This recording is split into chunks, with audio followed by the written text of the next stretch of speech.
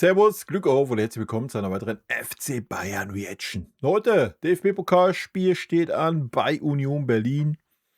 Ja, dazu steht die PK an und da gehen wir rein. Und bevor wir da reingehen, wie immer der Hinweis, wenn euch gefällt, was ihr hier seht, hypen, liken, kommentieren, abonnieren, Glocke aktivieren. Damit gehen wir rein. Fortschrittlich. Ja, servus zusammen. Es ist Achtelfinale im Servus. DFB-Pokal. Das heißt, für den FC Bayern geht es zurück nach Berlin. Wiedersehen mit Union in Köpenick und Wiedersehen mit euch und natürlich Walser und Kompanie und Max Eber zunächst.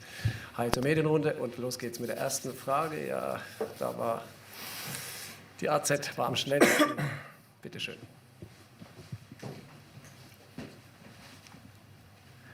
Ja, guten Morgen zusammen. Herr Kompanie, welche Lehren konnten Sie denn aus dem 2:2 in der Bundesliga ziehen gegen Union, außer dass der Gegner bei Standardsituationen sehr stark ist? Das, was uns in den letzten 5 Minuten, das, was wir in den letzten 5 Minuten gezeigt haben in Union, das können wir wieder zeigen. Das haben wir jetzt gegen St. Pauli gemacht. Und das heißt, dass wir schön das auch sehr schnell umgesetzt haben und auch. Hä? Das heißt also, wir können jetzt wieder 85 Minuten Eierschaukeln machen und die letzten 10 Minuten schlagen wir dann zu, oder was? Was ist jetzt die Aussage? Erfolg hatten damit. Und also jeder weiß, was diese Spiele sind. Und ja, war ja super erfolgreich bei Union Berlin, das Spiel. Ja. Reicht locker, um im Pokal weiterzukommen, so ein 2:2. Jetzt ein K.O.-Spiel gegen eine körperlich starke, große Mannschaft. Aber das ändert die Aufgabe nicht. Und dass Union wahrscheinlich jetzt natürlich hofft, dass das ein Moment ist für den. Wir wissen, dass wir auch in dieses Spiel eine Leistung bringen können, die uns auch Erfolg bringt. Und das ist jetzt im Moment unser Fokus und wir glauben natürlich, dass wir das machen können. Ja, ich hoffe das. Ich hoffe das. Wir werden es sehen, wa? Dankeschön. Weiter geht's mit Hanna Reif für Münchner Merkur und TZ Reihe 1. Ja, guten Morgen, Herr Kompany. Wir haben in den letzten Wochen immer von den größten Spielen gesprochen. Erstmal Paris, dann Arsenal. Aber spüren Sie vielleicht sogar mehr Druck vor den K.O.-Spielen im Pokal, weil Sie merken, dass die Sehnsucht hier im Verein nach diesem Pokalsieg nach langer Zeit sehr groß ist? Ja, aber es ist guter Druck. Ich meine, irgendwann am Ende, später in die Saison, wollen wir wieder nochmal dieses Druck spüren und das kann gerne nochmal größer werden, dieses Druck. Also wir wollen auch diese Spiele und klar, K.O.-Spiel, das heißt, was es ist. Wir möchten natürlich eine gute Leistung bringen, aber letztendlich, wir wollen siegen und ob das jetzt in die ersten 90 Minuten passiert oder vielleicht die letzten 30 Minuten, dann wir sind vorbereitet auf alles und auch dieses Druck ist für uns meistens positiv, muss ich sagen. Dann ist Sky an der Reihe 1. Ja, das werden wir morgen sehen, ob das positiv ist, ne? Sollte natürlich positiv sein. Ich meine, wir reden über ein Pokalspiel. Da sollte man sich ja schon drauf freuen, das sollte ja auch positiv sein, ne? Also. Und ich denke, beim FC Bayern hast du eh immer diesen Druck. Torben Hoffmann, bitte. Max, guten Morgen. Guten Morgen in die Runde. An dich kurz die Frage. Du hattest ja mal hinsichtlich WM Manuel Neuer dich auch mal geäußert, auch hinsichtlich Ja, blend doch mal rüber. Vertragsverlängerung. Du hat Manuel selber ja Junge, jetzt ist der Ton gut mal ausnahmsweise bei einer PK und jetzt blenden sie nicht rüber, oder was? gesagt, dass er im Endeffekt auch noch gar nicht weiß, was er in der nächsten Saison machen möchte und klang auch eher so Absage Nationalmannschafts-Comeback. Wie hast du die Aussagen von ihm irgendwie wahrgenommen? Versuchst du da möglicherweise noch, ihn so ein bisschen zu bestärken, auch hinsichtlich DFB oder Ähnliches? Nein, gar nicht. Ich habe im Interview gesagt, was meine persönliche Meinung zu Manuel Neuer ist. Und die Meinung steht. Ich finde, Manuel, trotz seines hohen Alters, gehört zu den besten Torhütern auf der Welt. Immer Ja, na klar, haben die letzten 4 Spiele auch gezeigt, oder? Weltbeste Torhüter der Welt machen auch pro Spiel einen Torwartfehler. noch. Und das habe ich einfach nur kundgetan. Und es war eigentlich mit Augenzwinkern, wenn ich gefragt wurde, Manuel Neuer, Vertragsverlängerung, wo ich gesagt habe, na, ich weiß ja gar nicht, was er nach der WM macht. Das war eigentlich eher ein augenzwinkernder Satz. Und am langen Ende entscheidet das Manu. Manu entscheidet, ob er zur WM fahren möchte oder nicht, ob sein Rücktritt immer noch gilt. Also ich verstehe diese ganze... Aha, Manuel entscheidet das also. Ich dachte immer, der Nationaltrainer entscheidet sowas. Jetzt entscheidet das schon Manuel, oder was? Manuel sagt, ich möchte zur WM fahren. Ja, ich fahre dann da einfach hin. Hä? Was? Ist ja schön, wenn Manuel Neuer zur WM fahren möchte. Wenn man sich die Leistung der letzten 4 Spiele anschaut, dann wäre das eine Farce, wenn Julian Nagelsmann sagen würde, oh geil, genau den Torwart brauche ich, Alter. Manchmal melden sich ja wieder Experten dazu, was unabgesprochen, ja gut, ich darf doch meine Meinung sagen, auch mal als Max Eberl. Und das habe ich getan. Und was eine Verlängerung betrifft, das ist der erste Ansprechpartner, das Manu. Mit dem werden wir dann darüber reden, was dann passiert, wie er sich fühlt. Und das ist das, was gerade Stand der Dinge ist, also gar nicht so groß. Dann Mario Krischel bitte für den Kicker. Ja, guten Morgen zusammen. Frage an den Trainer. Wie schaut es denn mit dem Personal aus? Sind soweit alle vom Pauli-Spiel auch wieder gesund? Ja. Und wir haben fast Alphonso Davies wieder dabei. Noch nicht für dieses Spiel, aber im Moment sieht Kader eigentlich gut aus.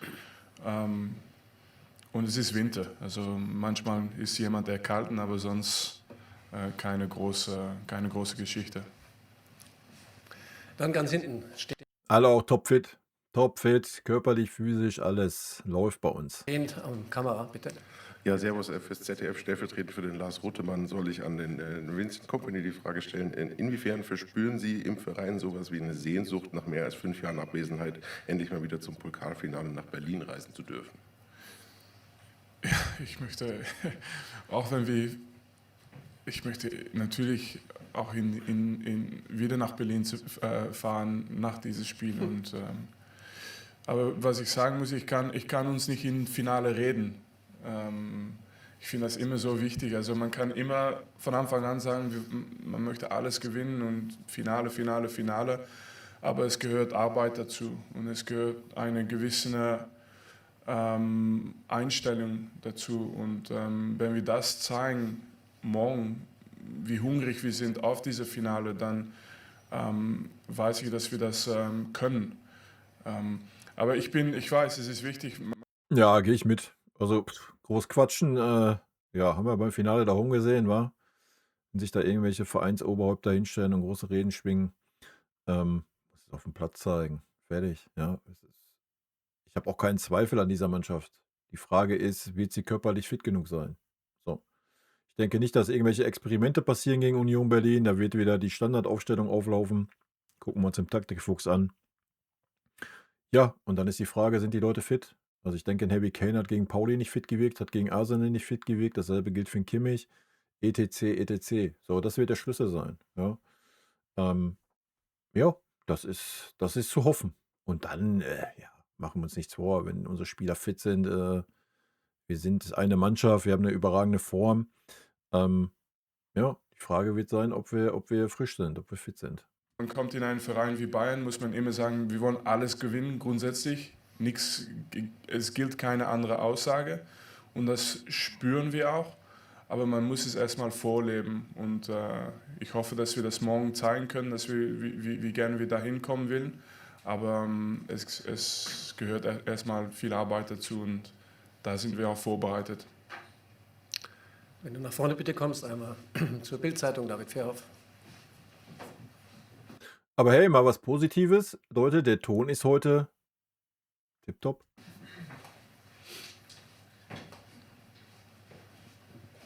Ich meine, dauert immer noch eine Stunde, bis der Hallo, Herr Kompany. irgendwo Wir ankommt. haben gerade von Uli Hoeneß erfahren, dass er mit Pep Guardiola ja telefoniert hat. Und Pep hätte sogar zu ihm gesagt, Sie werden mal Nachfolger von ihm bei Manchester City.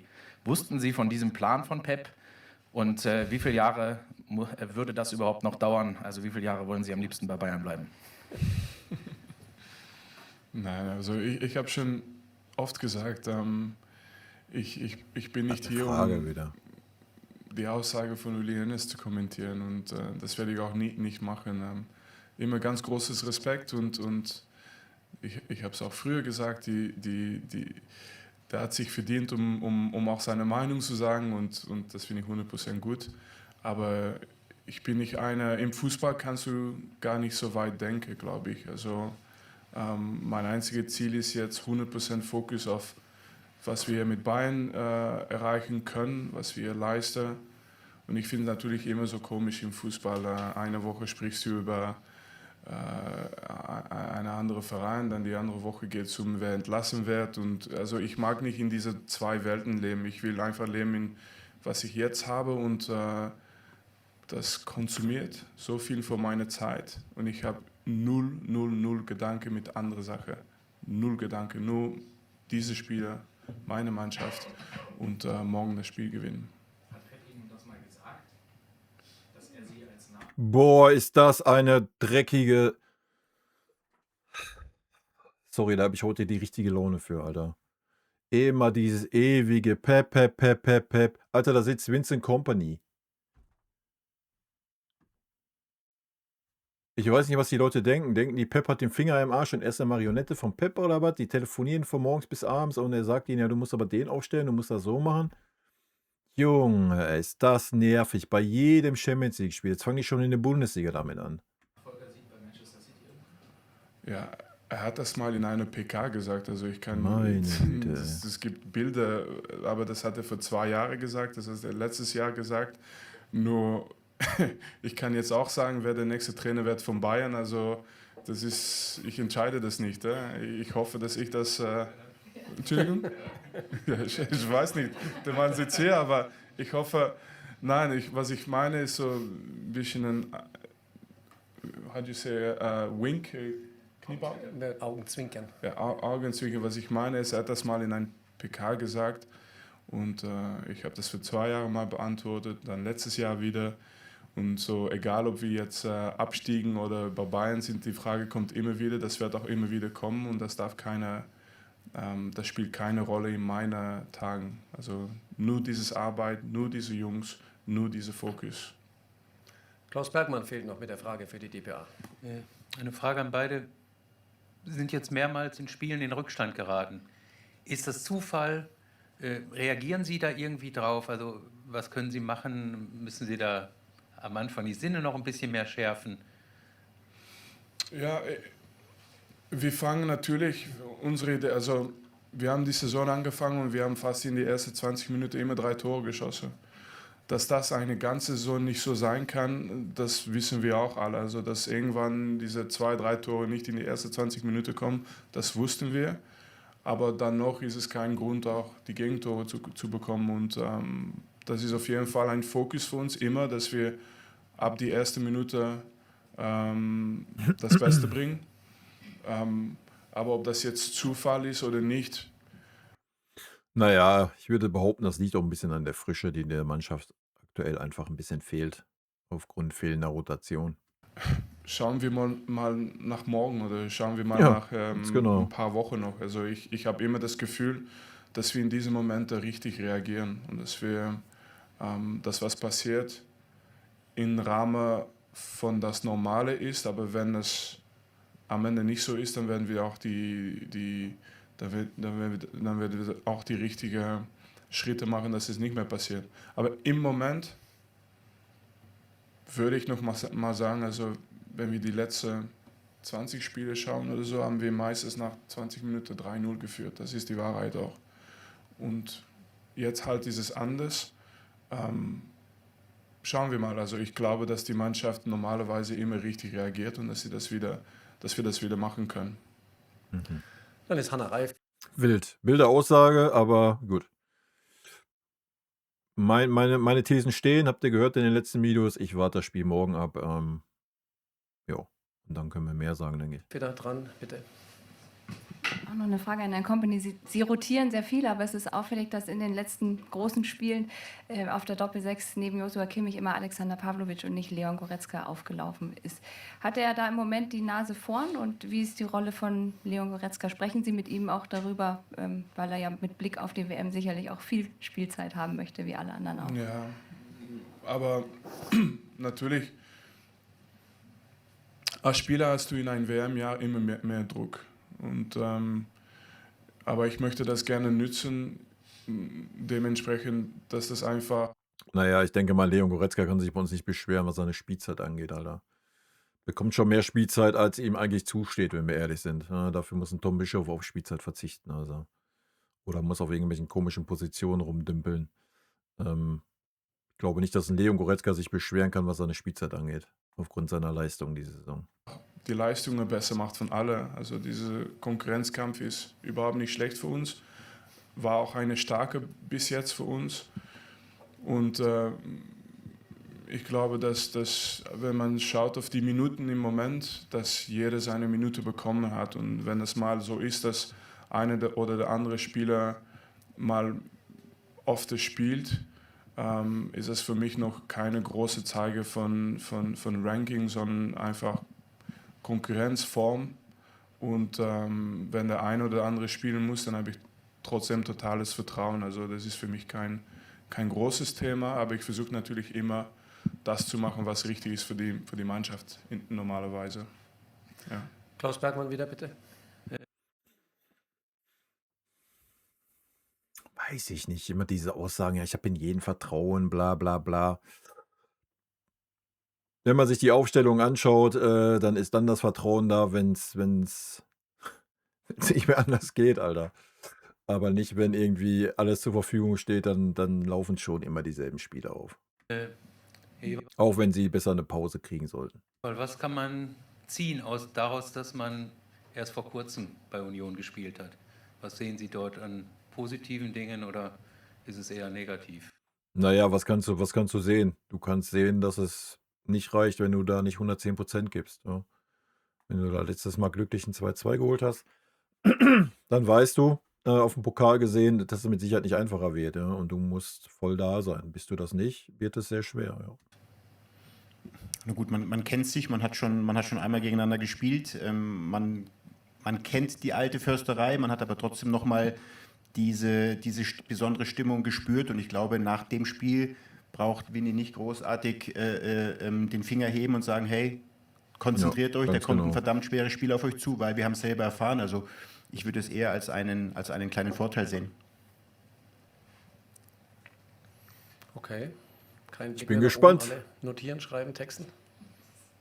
Bleibt's dabei? Gut, dann sehen wir uns morgen in Berlin. Danke, danke. Jo, da sehen wir uns morgen in Berlin, Leute.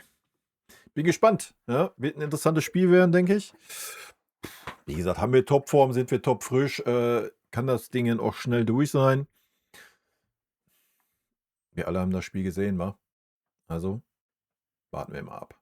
Leute, rot-weiße Grüße gehen raus. Ich wünsche euch super viel Spaß beim Spiel morgen. Hoffentlich mit dem schöneren Ende für uns. Am Ende des Tages egal wie. Hauptsache, du kommst weiter. Das ist der Pokal. Und von daher, haut rein. Tschüssi. Vielen lieben Dank für euren Support hier auf dem Kanal. Und in diesem Sinne, gute Freunde kann niemand trennen.